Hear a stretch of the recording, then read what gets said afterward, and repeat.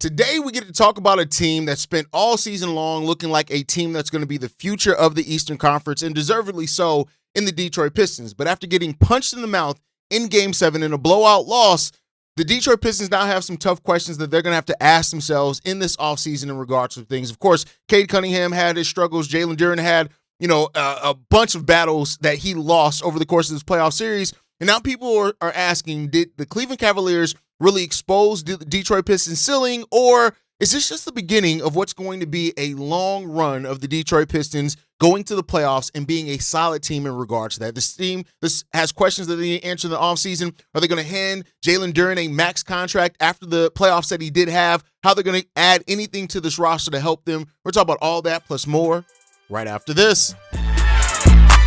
Welcome to the number one place for your daily basketball news and analysis, NBA Central.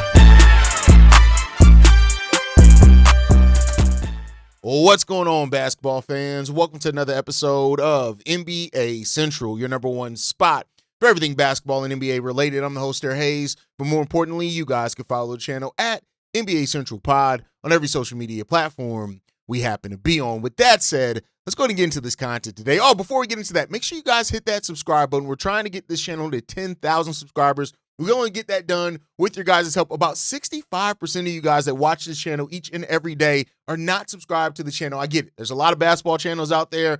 I've been inconsistent with this channel, but we're trying to make this a more consistent thing. And I need you guys to be part of that. So go ahead and hit that subscribe button. Help the channel grow as well. But with that said, let's talk about one of my favorite teams of this past season, and that is the Detroit Pistons. And as a Bulls fan, as you can see, it pains me to say that the Detroit Pistons are so much better than the Chicago Bulls, but I'm a basketball fan first, right? And the Detroit Pistons have had a great run this season. When you look at where they've come from being a team that won, 14 games, to being now the number one team in the Eastern Conference, and the growth that they've had over the last couple of years, Cade Cunningham is a legit dog. And while some things went left this summer, this offseason, this postseason, I should say, for them, it does not mean that all of a sudden now that their ceiling has drastically changed, at least not in my opinion, right?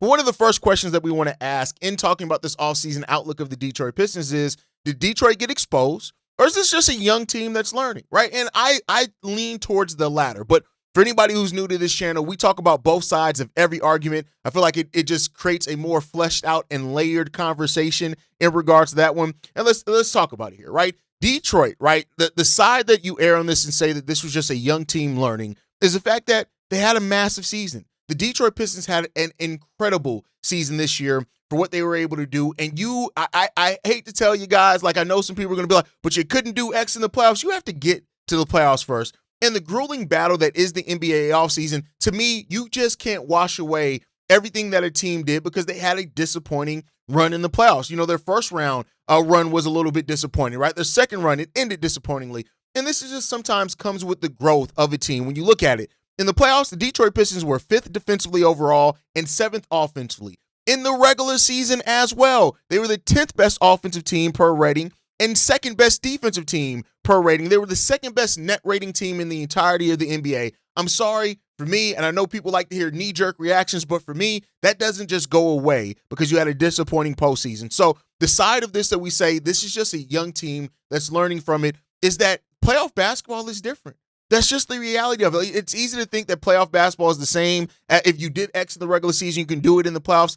It's just not the same. That's not the way that it works out. And they were up against a Cleveland Cavaliers team that has been in the playoffs before, that has gone on playoff runs before, with James Harden and Donovan Mitchell that have gone on playoff runs before. So I still think this is more so just a young team that's learning, right? Young stars have to learn and have to go through the pain of the postseason, losing in the postseason, before they become killers in the postseason. Cade Cunningham, Jalen Duren, Huerter Thompson, these are guys that are, as they continue to learn and understand what postseason pressure is, I think they're going to live up to it. And so I don't route this team off. But at the same time, let's talk about the other side of this. The Cleveland Cavaliers did expose something real with them one, and in that there is. The half-court issues of the Detroit Pistons are real, right? There just is. When the game slowed down, which happens, and that's what teams that are only looking at you, that are only, practicing to try to take away what you did best, that's when the Pistons started looking unsure. And it is. Cade Cunningham got completely blitzed in the half court, and the offense stalled. So the Detroit Pistons are going to have to find another half court creator. That's originally what Jaden Ivey was for them, last season as before he got hurt. He was somebody that could score outside the kind of normal framework of the offense, and they just didn't have a guy like that, right? They didn't have a guy. And when Jalen Duren was challenged physically in the interior, the advantage that they had in the regular season did disappear as well. So it's not just youth. So the truth is that it's somewhere in the middle of this, right? This is a young team that's still learning, but at the same time, they do have some structural issues with how their team is created that they're going to have to figure out, right? And, that's the reality of it. The truth is somewhere between this.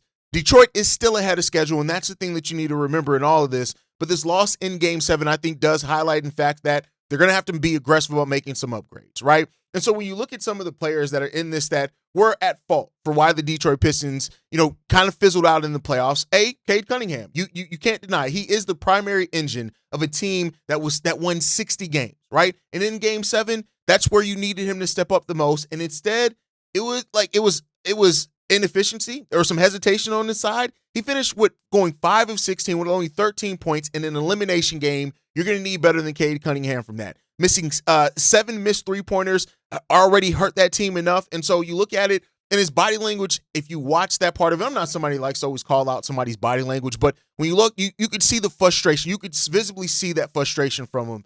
And it just is. Like I said, it doesn't erase the regular season that he had, but you can't overlook it. Also, Tobias Harris, right? Tobias Harris is the veteran that's supposed to be there for moments in that. 5 points in 23 minutes is unacceptable from your veteran in Tobias Harris. It just is. 0-6 from the floor, and like he was invisible in that game. And so, the fact that there was no urgency, all that type of stuff, it definitely steps out, and the ripple effects that are caused when a player like Tobias Harris doesn't live up to why you have him on your roster. And then, of course, Jalen Duren. Jalen Duren and the playoffs for him should be a wake-up call. And I would love to see what Jalen Duren does going into the offseason, because in a lot of ways, between the first 2 playoff series, he was bitched around a lot. And that's harsh. Saying bitched around is harsh. This is a grown-ass man. It's harsh. Some people are gonna like the fact that I say that. I try to be fair in my analysis with this and not sensationalize it. But what happened against Orlando, what Wendell Carter did to him, he averaged 10.6 points per game and 9.4 rebounds against Orlando, shoot 42% from the field, but you just needed more from him. And it got worse against the Cavs. 9.9 points per game, 7.6 rebounds per game, 1 block, 1 steal basically per game. He shot 50% from the field, but you need more from Jalen Duren. He only averaged 8 shots per game against the Cleveland Cavaliers and 7.6 shots a game against the Orlando Magic. You need more from that from Jalen Duren. They went away from him. They're going to have to figure that out. More shooting, of course, helps with that as well, and they're going to have to figure that out. So I do think that there are some legitimate concerns here. Now, with Cade, he's locked in. It is what it is. Cade Cunningham, I think that, at the end of the day, he had a great season. And you can't take away from the season that Cade Cunningham had. It doesn't erase the all-star leap that he had. It doesn't erase how he grew as a leader. It doesn't do any of that. But I do think that there are a place in Game 7s. That's where stars get judged at, right? Cade is still the guy. He's not just a guy. He is still the guy. But this game does need to be a wake-up call for how he needs to improve as a leader of this team. The question that this leads for Jalen Duren is, this is a guy that was set for a massive contract extension this offseason. So let's talk about both sides of this, the pay him side.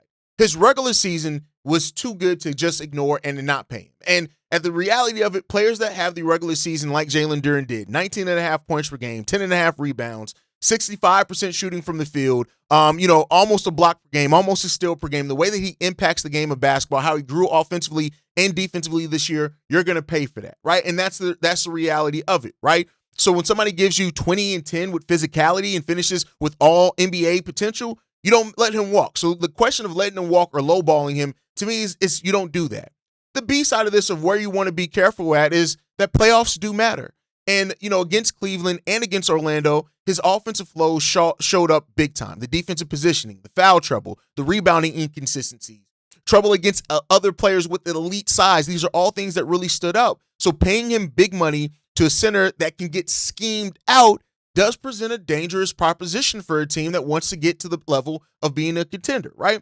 Now, I think when all this comes down, Detroit's going to pay him. I think that they're going to pay him. The number and the structure of that deal, I think, is going to matter as well. It'd be interesting to see any incentives or anything that are in that contract. But if we're talking about the Detroit Pistons letting Jalen Duren walk for nothing, I think that's too, even with the inconsistencies against size, all that type of stuff, I don't think that you make your postseason even more complicated in losing Jalen Duren for nothing. I know he's a restricted free agent. They have the right to match. A team's probably going to put a big offer sheet if they drag their feet and they can't agree to a deal. But I don't see a world in which Jalen Duren does not return to this team.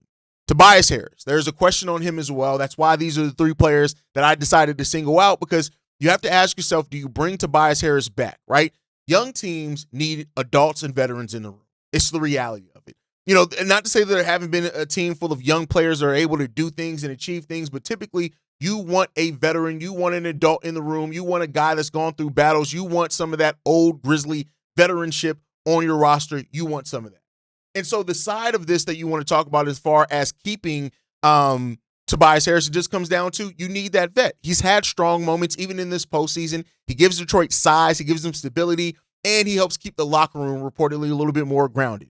Now, on the side of this that you say that Detroit needs more upside, Game 7 speaks very loudly, right? And Tobias Harris gave them 5 points and made no field goals. And if Detroit definitely wants to level up, you have to create space, you have to create opportunity someplace, and that's where they can do that. They need another dynamic scorer. Can you get one in there to replace Tobias Harris' position? That's where you got to ask yourself. Now, there's $72 million beneath the first tax apron and $85 beneath the second tax apron. The Detroit Pistons got room to work with. That's what their trade deadline really did help them with, getting off Jaden Ivey, all that type of stuff. And so we'll talk about that. They have the assets to upgrade. The question is, are those people going to be available, right? I think overall you look at this and say the Detroit Pistons can bring Tobias Harris back, but he can't be the only answer to this. If he returns, the Detroit Pistons still need to find themselves another offensive weapon in regards to that, which leads us to the biggest offseason needs for the Detroit Pistons, right? This is where we got to talk about where are the Pistons at. I just said they have really good cap space. Cap space is not a problem for the Detroit Pistons.